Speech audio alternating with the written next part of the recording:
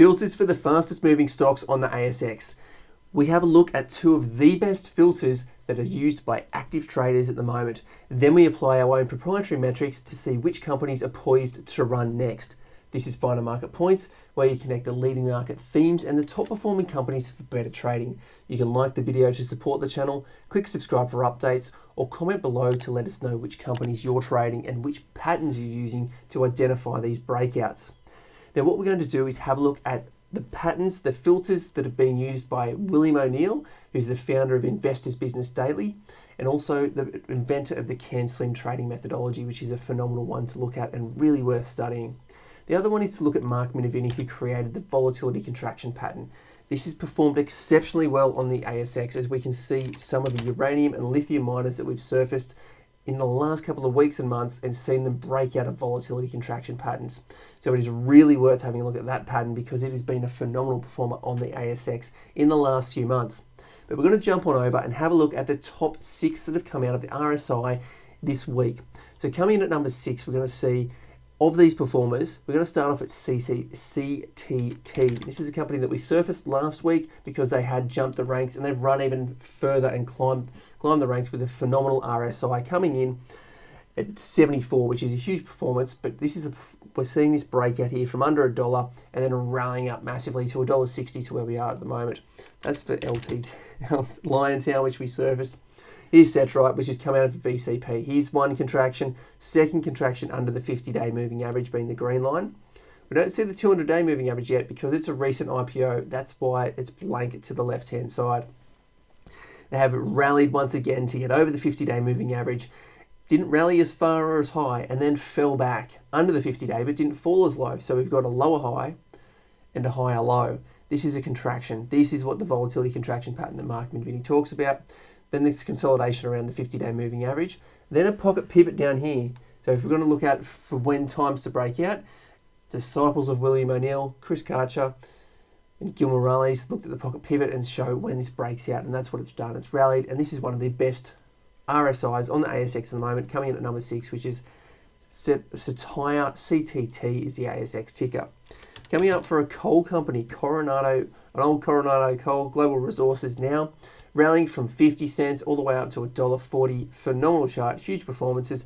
CRN, and we have seen a fair few other good performances come from coal miners in the last few weeks and months, as this rally has been getting on for about 3 or 4 months now. Really solid performances. But CRN, their RSI is at 74.7. Good movement there. We're going to see the number 4 one, which is Novonix. NVX has been performing, well, one of the best on the ASX. If we have a look at these performances, we're going to see 39%, which is the table on the right-hand side showing us their performances. The left-hand side is obviously the price chart.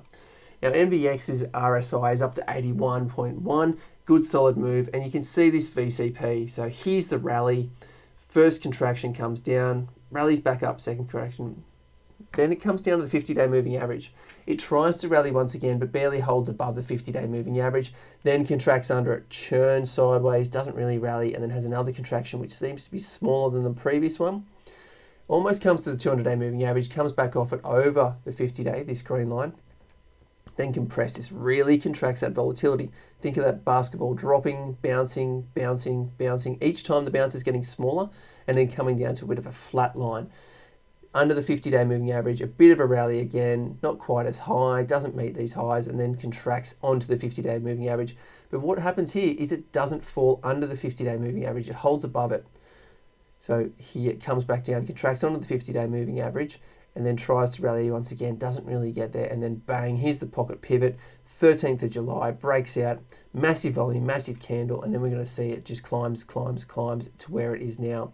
So here's the breakout from the 13th of July, around the 260 areas where it closed for that session, and then it just keeps climbing, consolidates back on the 10-day moving average. Critical for the pocket pivot is around that 10-day moving average, breaks out of the consolidation again, and then starts that rally from 260 again, all the way up to where it is now, almost under $6, but has traded over $6 recently. That's Novonix for 81.1. When we come up to number 3, we're looking at ERA. We've been servicing a lot of uranium miners, energy resources working in the energy space. it has phenomenally run. So we surfaced this as one of the key breakouts and just last week, so you can click on the link in the description below to have a look or search through our channel for those uranium miners that we were looking poised to break out. Here they are. They have rallied and shot the lights out phenomenally. ERA 59% over the last month. Their RSI is at 89.6, gets them in at third position. Again, volatility contraction pattern, rally, contracts back to 200-day moving average. Rallies back over the 50-day, doesn't rally anywhere near as high, contracts onto the 200-day moving average, maintains it. Gets back over the 50, rallies, but this contraction is much tighter. It really sits on tight above the 50-day moving average, which comes up to this congestion period over the 25 cents and then shoots out. We're going to jump in here because there will be most likely a pocket pivot that we're going to see. This is closing just above the 50-day and above the 10-day moving average with good strong volume breakout, so it could be an early indicator. And then here we go, here's the next one, clear indicator. This is broken the B wave that Gary Glover calls it, and then trades over 28 cents, closes over there, huge volume down on the bottom, massive strong candle, and then that really starts that rally going from 28 cents to 48 cents, getting to, did it get 58 cents? 58 cents was the high most recently. ERA coming in at number 3. Then we move up, just have a look at number 2 for the week. We've got Liontown Resources LTR, that's what we're going to put in here, not lithium, we'll get rid of that. On the right hand side, Liontown Resources, this is a company that we surfaced in the volatility contraction patterns way back here. So this is what we looked at when as the first company on the ASX to start this recent lithium run. What we saw was insider buying. If you really want to jump in, have a look in the description below or in our channel for the lithium miners that broke out, because this is where we surfaced Liontown as being the first one to kickstart. What we saw around this area was we saw some insiders buying. So we saw the roadshow coming out where they're hitting the investor presentations, coming out and telling them the updates. But just before they went on the roadshow, when they announced the presentation material, sent the PDS out to the market, we saw insiders buying. We'll see if we can bring up that news library for you, because that's really critical for when you see the dates here. You want to jump back through to May and see when they hit the road and go out. So we got some insider buying. There we go. This is the insider buying. Tim Goyder, 10th of May, goes out there and starts buying his own shares. He bought about $1 million, just under $1 million worth of shares on market. And then they hit the road. Here we go.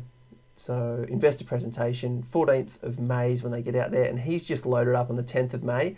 And then they go out and let's see how this goes, because the 17th of May is when they start. Then they announce the presentation. So they're out there. Look, here we go. 17th of May. They've announced the presentation, and then they're going out and presenting to the public. Clearly an institution likes it, buys it. Here's a pocket pivot on the breakout, and then that starts it. We're looking at 44 cents, close of 45.5 cents, and then it rallies. This starts the rally after the volatility contraction pattern, mind you. Remember, we're putting this in context here. I'll move this so we can get those dates back. There we go. The dates, 17th of May. So we're going to put this on the right-hand side. 17th of May is the investor presentation, and then you're going to see this is where the volatility contraction pattern breaks out. 27th of May, that starts the rally, 43 cents. They're up to over $1.60, under $1.60 yesterday in the trading session. That's where it all started. Insider buying, volatility contraction pattern breakout, and then the rest of the lithium miners all started firing throughout this period here. And have a look. So look through the charts, have a look at the video that we put forward, because for the next 2 months, they all started following like dominoes and running and firing out. This is critical to really look at when they start trading, when they start breaking out. But that's only second place for the month, or for the week, we should say. The best place performer is Paladin, PDN. And this is another one that we've surfaced as well, looking at the volatility contraction pattern within the uranium space. Now, we've seen this one break out, huge movements here. We're coming from 45 cents, over $1, just in a matter of weeks. Phenomenal run. Little question to why they're getting a 96 RSI. This is great for benchmarking where the best performers are. But then adding the filters, this is where we look at adding the filters of Mark Minervini from his fundamental filters, and we go through that in more detail, so you can click on that from the tutorial and walkthrough of his books. But Mark Minervini applies these filters. We've done that to the ASX and then cross-referenced it with the top performing RSI companies on the ASX today. What we're going to do is have a look at 3 of these top ones so you get an idea for how they've been sorted and ranked. So ABB comes out as being the best of the RSIs that meets the fundamental filters of Mark Minervini that he talks about in his book. So Aussie Broadband, you'll see the chart is quite solid. That's still Paladin's chart. Aussie Broadband, well, they're both massive breakouts, so it's easy to be confused with those. But recent listing, you see the 200-day moving average only just started here in August. The IPO shows to the left because we don't have the price data. But ABB has rallied, shot over the $3, getting up towards $5. They're fundamentally strong, and they're coming up in the fundamental filters through Iris of Mark Minervini and then applying them. So they've come out at rank number 7 for RSI. The next ones to look at is CHN. They rank number 40 from the RSI side of things, but meet the fundamental filters. So this could be one of those trades, and there could be a volatility contraction pattern here. Think of that basketball bouncing. Drop it, bounces, rallies, but the rally doesn't come as high as the highs. The lows only just lower, and then doesn't rally as much over the highs, staying under the 50-day moving average. Contracts, but not really as much, really tightening up around here. You want to see the volume dropping off, which it does throughout this period here. That volatility really contracts. So here you've got a much tighter contraction. Contraction 1, 2, 3. The fourth one is tight. Massive volume drop, and then it breaks out over the 50-day moving average, and then we're going to zero in to see there's a pocket pivot in there.